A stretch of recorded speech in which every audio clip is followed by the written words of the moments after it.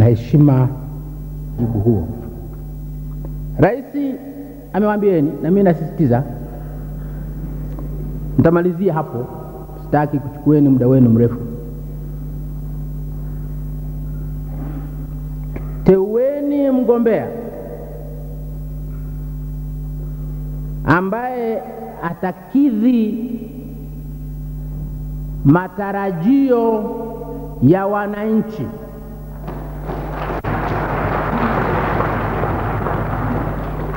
Acha matarajio yako wewe mpiga kura. Tupeni mgombea ambaye atakidhi matarajio ya Watanzania. Watanzania wanataka mabadiliko.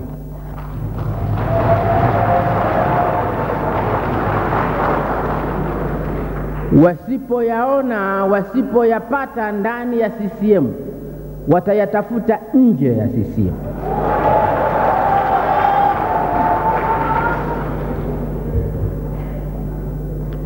Watanzania kuna mambo wanataka uongozi wa awamu ya 3 uyafanye. Mengi tu, mimi nitataja machache.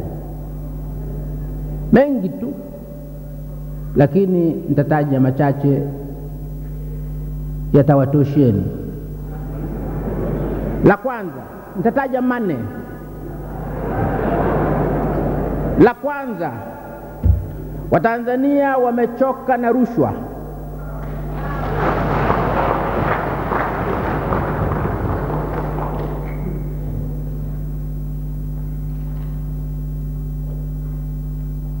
Wajumbe wa zamani wa halmashauri kuu ya taifa watakumbuka nimelipigia kelele jambo la rushwa ningali mwenyekiti wao hapa Dodoma. Nilipiga kelele kiasi kwamba waziri mkuu wa wakati huo alikwenda kwa rais. Alikuja kwako ndugu rais kuja kutoa hati yake ya kujiuzulu.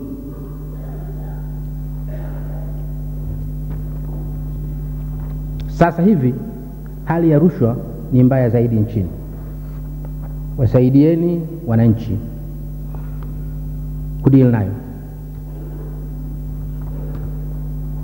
Mgombea mtakaye mteua lazima tumtetee, wote tumtetee. Lakini inatakiwa ukiulizwa swali, huyu atatusaidia kupiga rushwa vita, jibu litoke ndani ya roho yako. Hapana hapa tu kwamba ndiyo anaweza.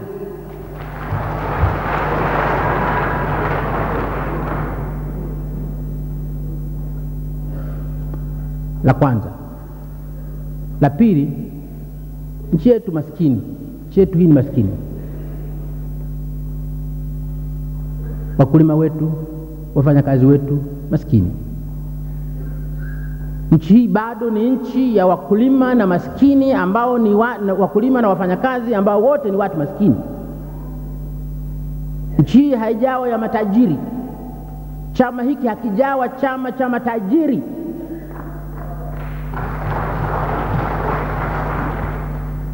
Tunataka tuendelee kushughulika na umaskini wa watu wetu. Tushughulike kwa dhati na matatizo ya wananchi, ya uchumi wao, hali yao ya uchumi, hali yao ya viwandani, hali yao ya mashambani, hali yao ya shuleni, hali yao ya hospitalini.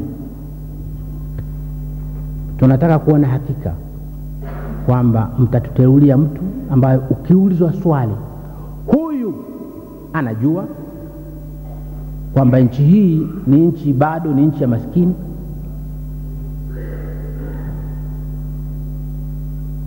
kwamba nchi hii bado ni nchi ya wakulima na wafanyakazi. Anajua hivyo, uweze kumjibu yule anayekuuliza hivyo kwa moyo wa dhati, kwamba naam, huyu anatambua hivyo.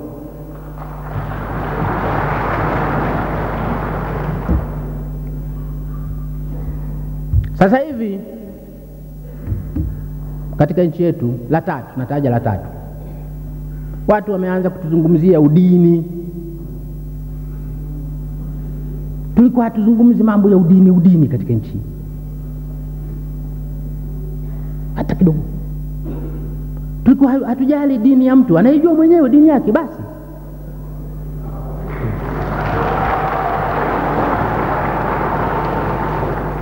Haikuwa haiji katika akili yetu kwamba tunapompima mtu tumchague huyu, tumfanye rais au tumfanye nani, tunauliza dini yake. Hatuulizi hata kidogo. Tulikuwa hatuulizi hata kidogo. Dini inatuhusu nini sisi?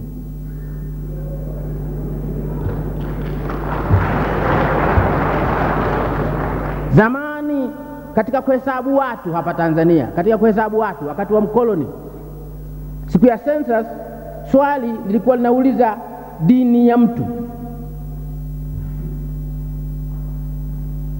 Tukasema sisi hatujengi misikiti, hatujengi makanisa, hatujengi mahekalu. Hili swali la dini ya mtu tunaliuliza kwa nini?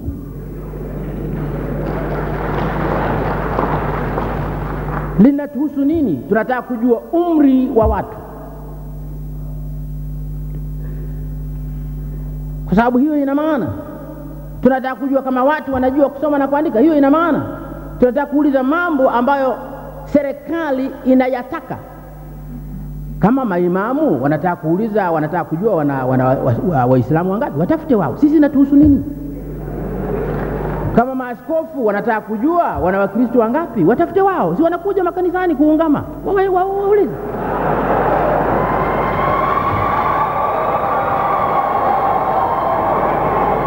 Sisi inatuhusu nini jambo la dini? Hata tuulize watu, wewe dini yako nani? Inatuhusu nini sisi?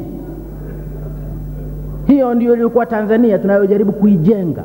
Sasa watu wanazungumza dini, udini bila haya, bila aibu. Wanajitapa kwa udini. Tunataka mtuchagulie mgombea ambaye atatusaidia kuondoa mawazo haya ya kipumbavu katika nchi yetu.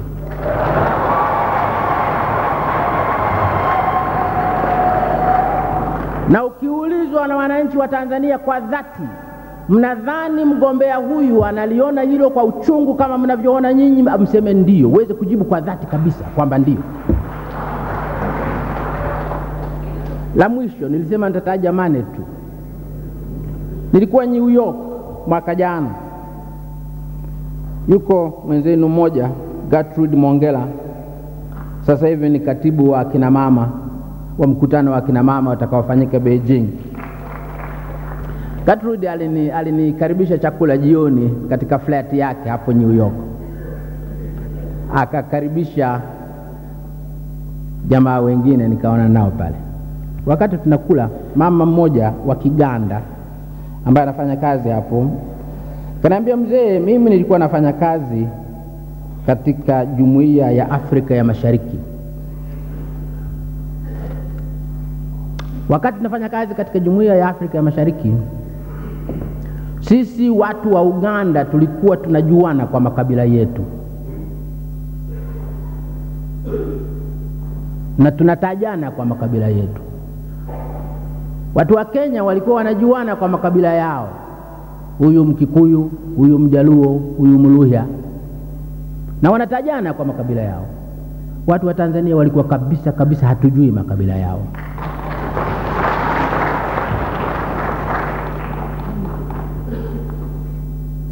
Nilimwambia yule mama, ni wakati huo mama. Nilimwambia ni wakati huo, sio sasa. Sasa Watanzania wanaanza kuulizana makabila. Wanafikiri ni jambo la maana sana kujua kabila la mtu. Mnataka kutambika?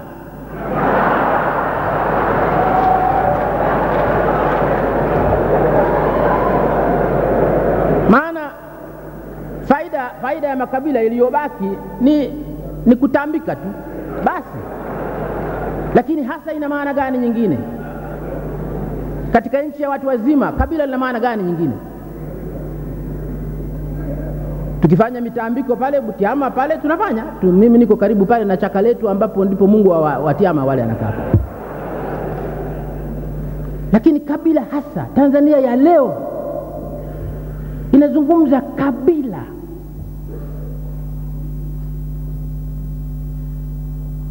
Wazungu wale waliotutawala wana mataifa makubwa makubwa yametawala dunia. Leo wanaviona vitaifa vyao vile ni vidogo mno, wanaungana. Waingereza na jeuri yao yote wametawala dunia. Wafaransa na jeuri yao yote wametawala dunia. Wajerumani na jeuri yao yote wameipiga Ulaya. Leo wanaungana kuwa taifa moja. Nyinyi Waswahili, vinchi vidogo vidogo hivi vya watu 27 milioni mnazungumza makabila.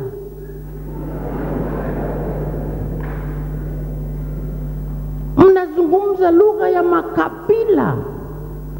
Mtu ingize katika karne ya 21 mnapanda basi la makabila.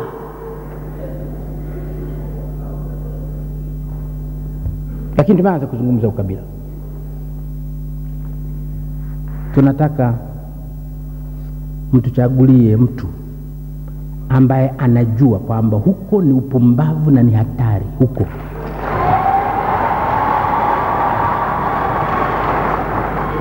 Hatuwezi lugha ya ukabila hatuwezi kuzungumza. Wenzetu wanatushangaa. Wenzetu majirani, sisi ndio ilikuwa mfano wao. Mbona Tanzania hawazungumzi ukabila? Sisi tunazungumza ukabila. Mfano wao ilikuwa ni Tanzania. Tunataka kuwaiga majirani zetu katika hilo. Tunataka kusema Kenya wanazungumza makabila na sisi tuzungumze kabila, kwa nini? Tunasema Uganda wanazungumza makabila na sisi vile vile tuzungumze ukabila, kwa nini? Tunasema Rwanda na Burundi wanazungumza makabila na sisi tuzungumze ukabila, kwa nini? Tunasema hivyo wa Tanzania bila haya.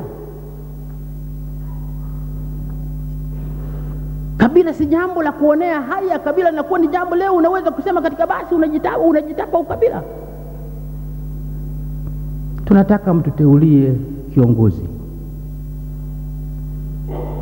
anayejua hivyo, atusaidie. Ndugu wananchi, ndugu mwenyekiti, mimi mliniomba nije kusaidia. Nilikubali kuja kusaidia. Kwa nini? Kwa sababu hiyo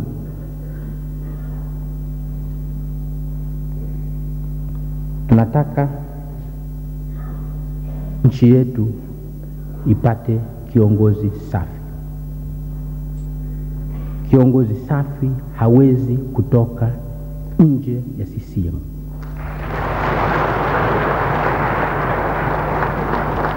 Nyinyi wapiga kura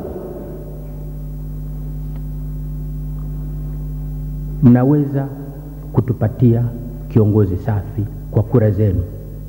Basi tupatieni kiongozi safi kwa kura.